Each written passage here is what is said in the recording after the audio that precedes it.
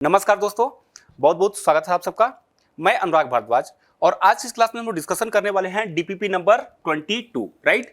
तो इसमें से क्वेश्चन में आप इस डीपीपी में देखो बहुत सारे मॉलिक्यूल दे रखा है। मॉलिक्यूल्स की आपके क्या पूछ रखा है, पीओएस पूछ रखा है, C2 पूछ रहा है, C3 है या COS है। मतलब कि जो गिवन मॉलिक्यूल है क्या ये plane of symmetry, centre of symmetry, C3 या फिर आपका COS ये आपका शो कर रहा है नहीं कर रहा है। तो इन सभी कंपाउंड को हम लोग एक मॉडल से देखेंगे, राइट।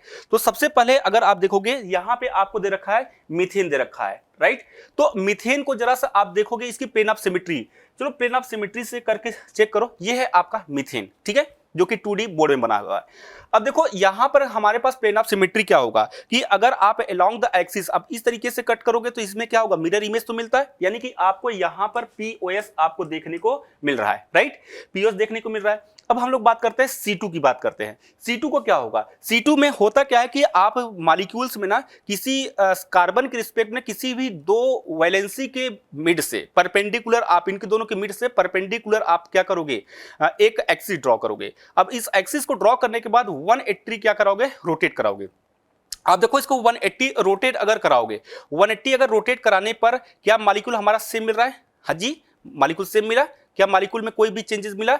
मॉलिक्यूल में कोई भी चेंजेस देखने को नहीं मिल रहा है। इसका मतलब कि ये जो मॉलिक्यूल है वो C2 भी शो करेगा। बात समझ में नहीं आई? चलो बात करते हैं C3 की बात करते हैं। अब C3 क्या होगा, C3 में अगर आप बात करोगे तो C3 में होता क्या है कि आप मॉलिक्यूल के परपेंडिकुलर, इस मॉलिक्यूल के परपेंडिकुलर ड्रॉ करोगे, ठीक है, एक एक्सिस ड्रॉ करोगे और इस मॉलिक्यूल के रिस्पेक्ट में आप क्या करोगे, ये देखो आपका ये मॉलिक्यूल के एक्सिस में होगा। अब मैंने क्या किया कि इसको 120 रोटेट कर रहे हैं, ठीक है, ये देखो ये हमारा क्या हो गया 120, मैंने क्या किया, रोटेट किया। अब जैसे ही 120 रोटेट किया तो क्या मॉलिक्यूल के कोई भी चेंजेस दिखा क्या? आप देखो सभी यहाँ पे जितने कॉर्नर सभी क्या है आपके हाइड्रोजन है, तो यानी कि as it is 120 degree angle change करने पर मॉलिक्यूल की सिमेट्री में कोई भी चेंजेस नहीं दिख रहा है, सभी हाइड्रोजन अब एज इट इज दिख रहे हैं, ठीक है। तो इसका मतलब कि यहां पर भी क्या होगा, C3 प्रेजेंट है, ठीक है। अब बात करते हैं centre of symmetry. Centre of symmetry क्या होता है कि two like group are opposite from centre, ठीक है, एट सेम डिस्टेंस।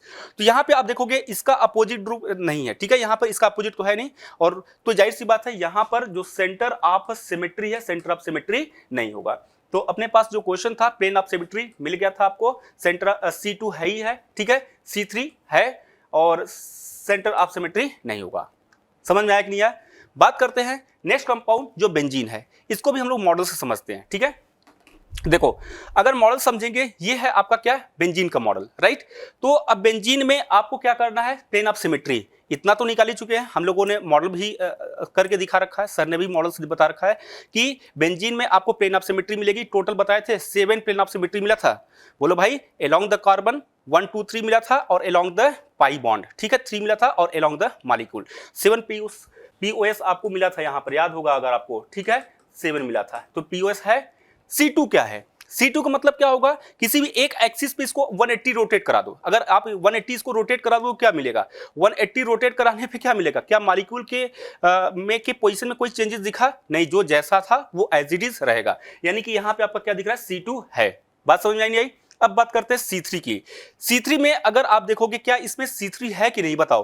अब अगर आप देखो यहां पर, ठीक है, तो बेंजीन का थोड़ा सा एक बार वापस से स्ट्रक्चर ड्रॉ करते हैं, राइट। ये बेंजीन का स्ट्रक्चर है। आप सेंटर पे मान के चलो, सेंटर पे कोई एटम है, सेंटर मान चलो यहां पर, और आप ना इसके बीच में 3 लाइक ग्रुप चाहिए। सेंटर ऑफ सिमेट्री के लिए 3 लाइक ग्रुप चाहिए जो कि 120 डिग्री पे होगा, ठीक है। मान लो ये हमारे पास कार्बन है, यहाँ कार्बन है, C1 C2 और C3 है, ठीक है। अब क्या करोगे, इसको 120 रोटेट कराओगे। चलो भाई इसको हम लोग 120 रोटेट करा देते हैं।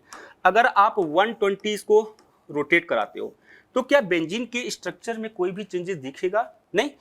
आप देखो इसको, आप इस एक्सिस पे इसको घुमाओ, परपेंडिकुलर ले लो, परपेंडिकुलर इसको लो, मॉलिक्यूल का परपेंडिकुलर 120 घुमा दो, तो मॉलिक्यूल जैसा था अभी भी वैसा ही दिखेगा, यानी कि यहां पर भी आपका क्या है, C3 आपका दिखेगा, ठीक है। अब बात करते हैं सेंटर ऑफ सिमेट्री। क्या बेंजीन में सेंटर ऑफ सिमेट्री है क्या? बोलो भाई, बेंजीन में सेंटर ऑफ सिमेट्री दिखेगी क्या? चेक करो और बताओ। जी हाँ, बेंजीन में भी सेंटर ऑफ सिमेट्री होगा। क्यों? रीजन ये है क्योंकि यहां पर भी आपका क्या है, यहां पर आपका हाइड्रोजन दिखेगा, ठीक है, ये देखो यहाँ पे आपका क्या है, हाइड्रोजन है, और इसके अपोजिट डायरेक्शन में भी क्या है, हाइड्रोजन है। अब सेंटर से ये इसकी जो डिस्टेंस होगी, highlight two like atom centre से क्या है, सेम डिस्टेंस पे है, यानी कि L1 है और L2 है। तो L1 इक्वल टू क्या मिलेगा, L2 मिल रहा है। इसका मतलब ये आपका क्या है, सेंटर ऑफ सिमेट्री होगा। बात समझ में आई नहीं आई? ठीक है, बढ़िया है। चलो नेक्स्ट कंपाउंड को अपन देखते हैं। अब देखो नेक्स्ट कंपाउंड आपका ये मॉडल है, ठीक है। अगर इस मॉलिक्यूल्स को आप कट करोगे, यहाँ पे क्या प्लेन ऑफ सिमेट्री है कि नहीं, तो इस मॉलिक्यूल को ना हम लोग इस तरीके से कुछ ड्रॉ करके देखते हैं। ये आपका बेंजीन है, ठीक है, और बेंजीन के स्ट्रक्चर्स में आपको ये बल लगा दो, आपका कार्बन ऑक्सीजन है। आपका ये वाला जो स्ट्रक्चर ये है, इसको मैं क्या कर रहा हूं ना, मॉडल से समझाने की कोशिश कर रहा हूं। ये वाला जो स्ट्रक्चर है ये बनेगा 3D में, और 3D में आपका कुछ इस तरीके का मॉडल दिखेगा।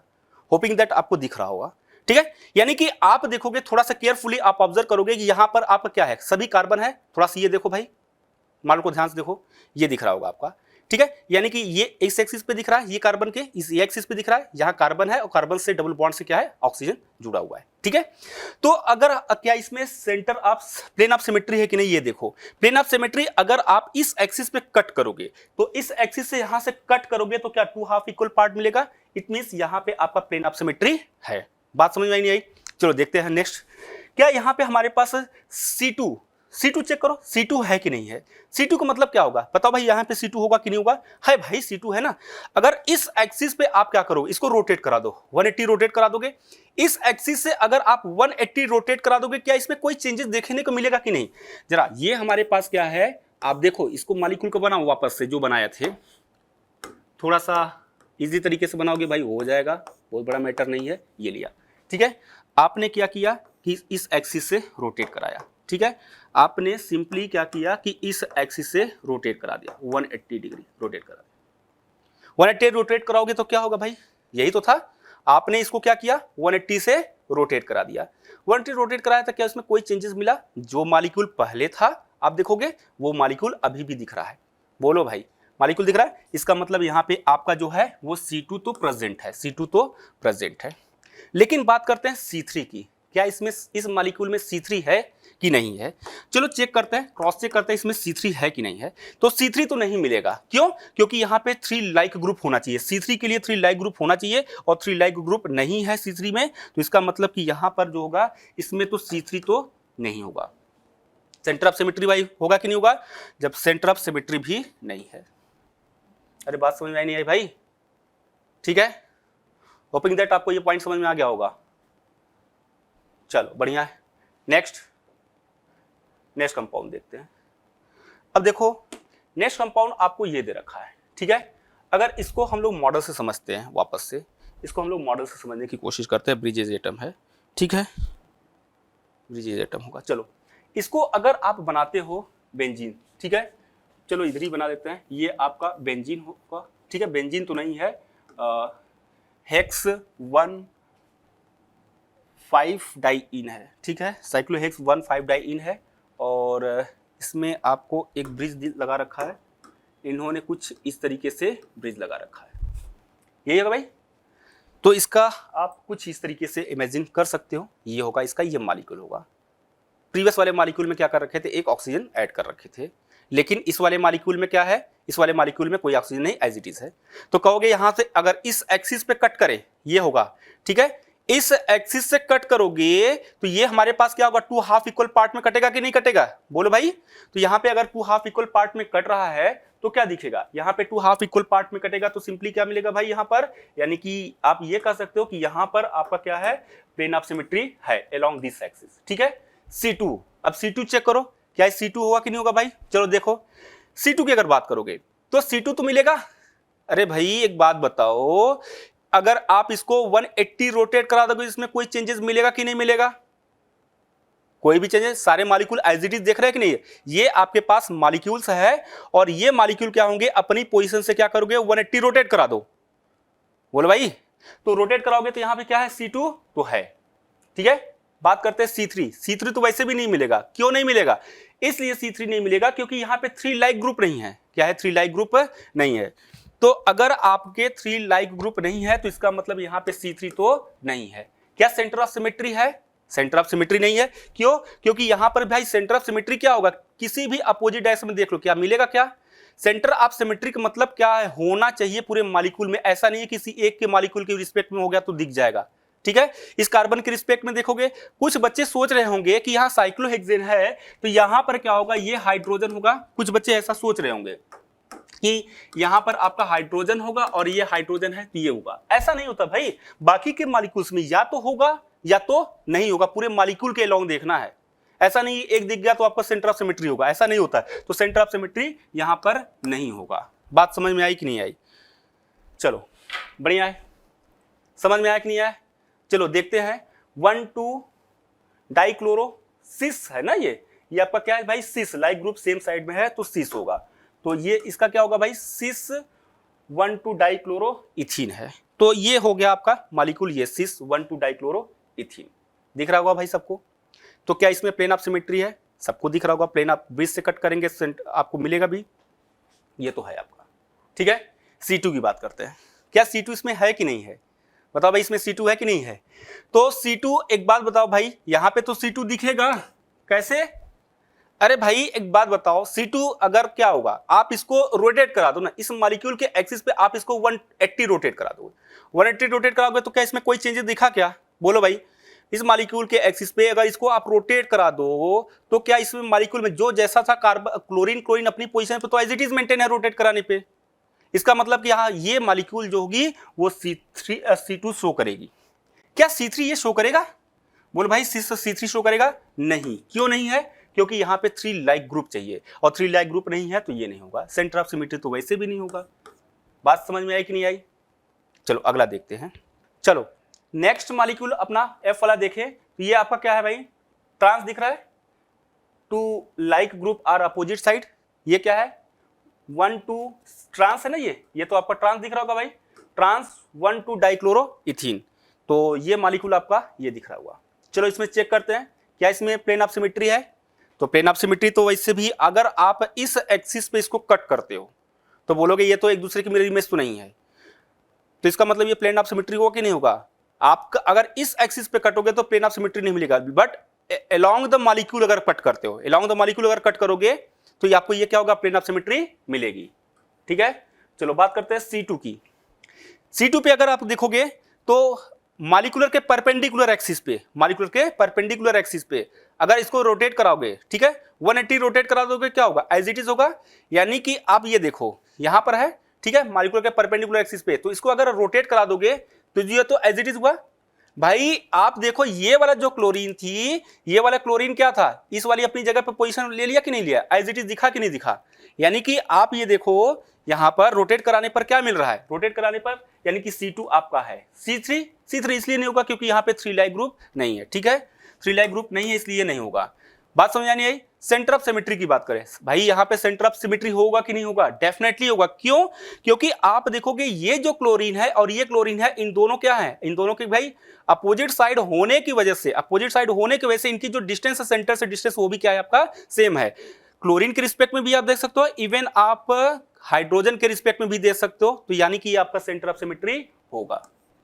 होपिंग दैट आपको ये समझ में आ गया होगा कि इसमें कब सेंटर ऑफ सिमेट्री होगी, या प्लेन ऑफ सिमेट्री, या फिर C2 C3, राइट। बात समझ में आई नहीं है भाई? आगे बढ़ते हैं।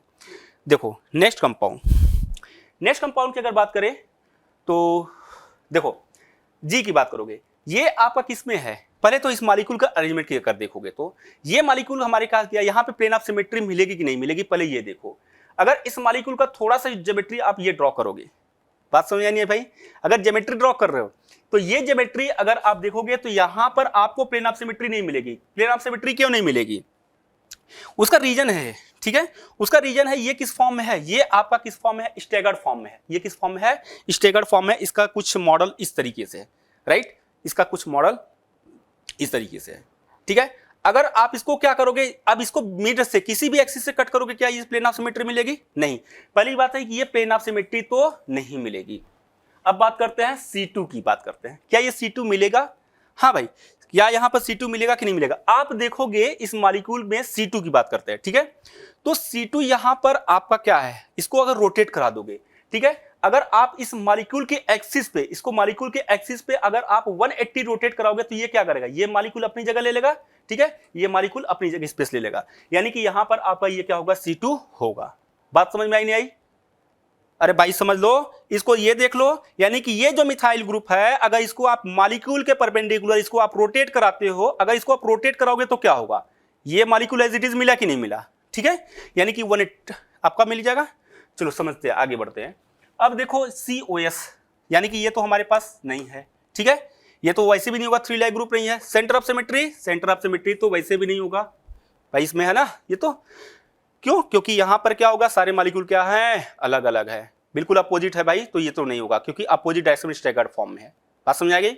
चलो बात करते हैं नेक्स्ट मॉलिक्यूल। नेक्स्ट मॉलिक्यूल तो काफी आसान सा है भाई, क्या है इसमें, देखो नेक्स्ट वाले मॉलिक्यूल की अगर देखोगे तो ये क्या है, यहां पर प्लेन ऑफ सिमेट्री है कि नहीं, पहले तो ये देख लो।